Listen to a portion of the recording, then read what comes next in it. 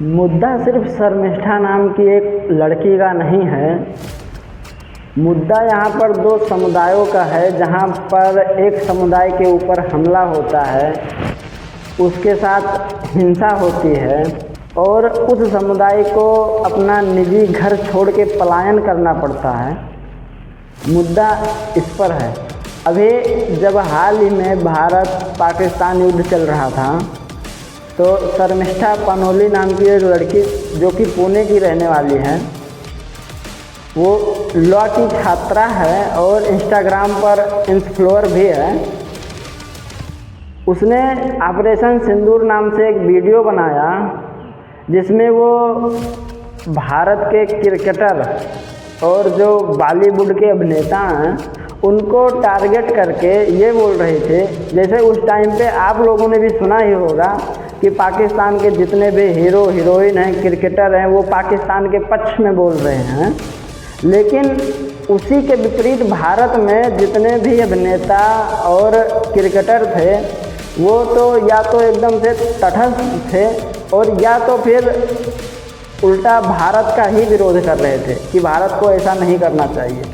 और इसी सब चीज़ को ध्यान में रखते हुए शर्मिष्ठा पानोली बॉलीवुड वालों को और क्रिकेटरों को केंद्र में रख के उनके ऊपर तीखी टिप्पणी कर रहे थे। लेकिन शर्मिष्ठा पानोली ने देशभक्ति और देश प्रेम की भावनाओं में बहते बहते इतनी बह गई कि लगभग 25-30 सेकंड के लिए उनकी ज़बान फिसल गई और उन्होंने मुसलमान धर्म के, इस्लामिक धर्म के पैगंबरों के बारे में कुछ तीखी टिप्पणी कर दी। वीडियो वायरल हुआ और वायरल होने के बाद में ही वीडियो के ऊपर विवाद शुरू हो गया। विवाद शुरू होने के तुरंत बाद शर्मिष्ठा पानोली ने सार्वजनिक रूप से माफ़ी मांगी उस गलती के लिए और उन्होंने अपनी वो वीडियो भी अपने सोशल मीडिया से डिलीट कर दी। लेकिन फिर भी उनके ऊपर FIR हुई कोलकाता में, और कोलकाता में FIR करने वाले हैं वजाहत खान कादरी,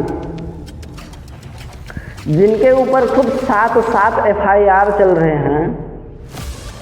और उनके FIR से कोलकाता पुलिस, उनके FIR करने से कोलकाता पुलिस 1500 किलोमीटर दूर आके शर्मिष्ठा को गिरफ्तार करती है और वापस उनको कोलकाता लेकर जाती है। सोचिए क्या चल रहा है इस देश में कि जिस आदमी के ऊपर ऑलरेडी 7 केस चल रहे हों, वो भी सिर्फ हिंसा भड़काने के मामले में, किसी दूसरे धर्म की भावनाओं को आहत करने के मामले में, साइबर क्राइम के मामले में, उसके FIR पे पश्चिम बंगाल की पुलिस 1500 किलोमीटर दूर आकर शर्मिष्ठा को गिरफ्तार करती है। सोचिए कैसे पश्चिम बंगाल में इस्लामिक तुष्टीकरण का जो है पूरा मामला चल रहा है, किस प्रकार से वहाँ की न्याय व्यवस्था भी इस्लामिक तुष्टीकरण को मान्यता देने को आतुर है।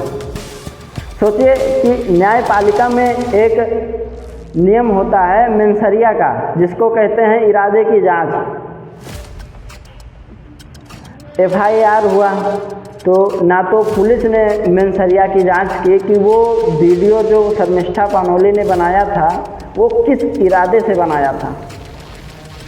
FIR हुई, कोई बात नहीं। 1500 किलोमीटर दूर से शर्मिष्ठा पानोली को पकड़ा गया, कोई बात नहीं।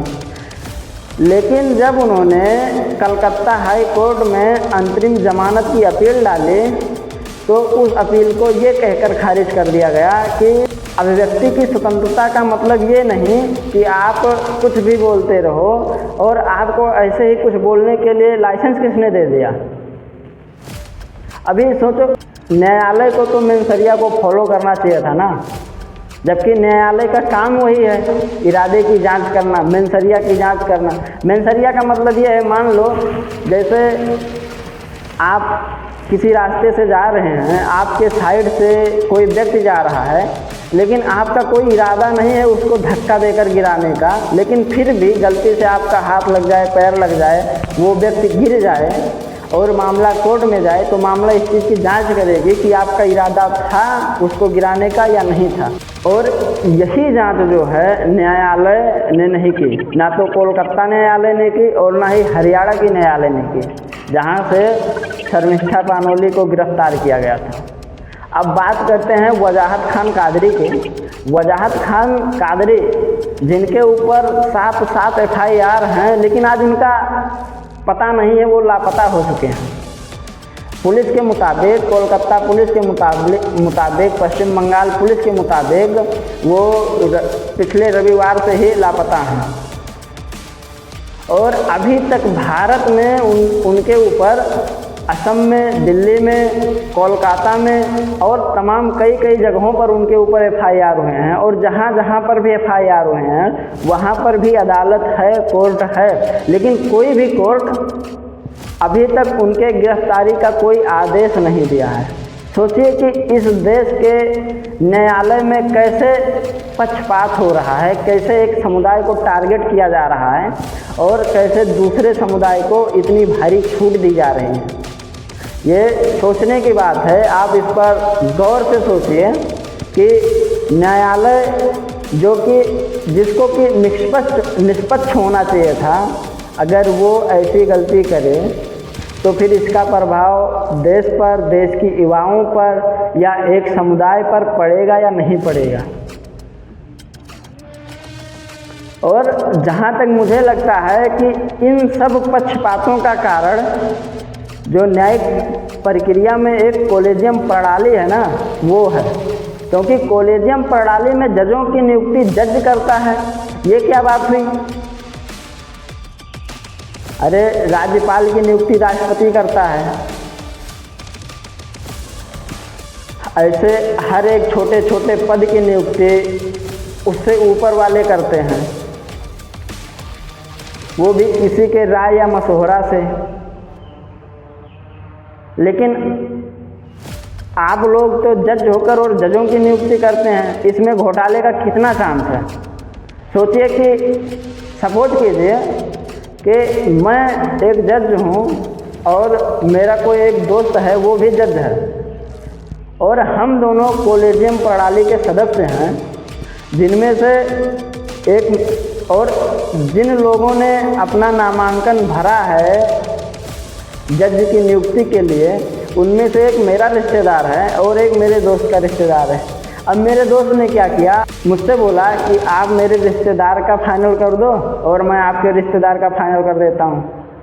अब इस चीज़ से भ्रष्टाचार बढ़ेगी या नहीं बढ़ेगी, ये आप लोग तय करो।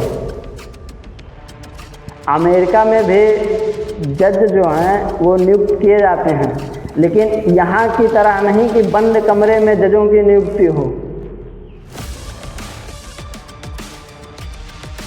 वहाँ पे जो एक सॉनेट है, वहाँ पे बाकायदा जजों की जब नियुक्ति होनी रहती है तो उनको बुला के उनकी लाइव इंटरव्यू होती है। पूरा देश उनकी इंटरव्यू को सुनता है कि वो किस प्रकार से देश के हित में फैसला लेगा और देश के लिए किस प्रकार वो निष्पक्ष रहेगा, न्याय के लिए किस प्रकार निष्पक्ष रहेगा।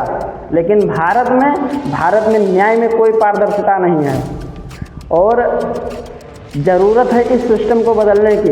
अगर ये सिस्टम नहीं बदला तो शायद ये इस देश का नक्शा बदल जाएगा। आप लोग अपनी राय ज़रूर दें इस वीडियो में और ज़्यादा से ज़्यादा इस वीडियो को शेयर करें ताकि मेरी आवाज़ उस बहरी सिस्टम और अंधी सिस्टम तक पहुँचे जो ना तो अपने आँखों से कुछ देख पा रही है और ना तो जिन लोगों के दिल में दर्द उठ रहा है, जो लोग रो रहे हैं, ना तो उनकी आवाज़ सुन पा रही है। तो कृपया करके आप लोग इस वीडियो को ज़्यादा से ज़्यादा शेयर करें ताकि इन अंधे और बहरे लोगों को कुछ तो समझ में आए। जय हिंद, जय भारत।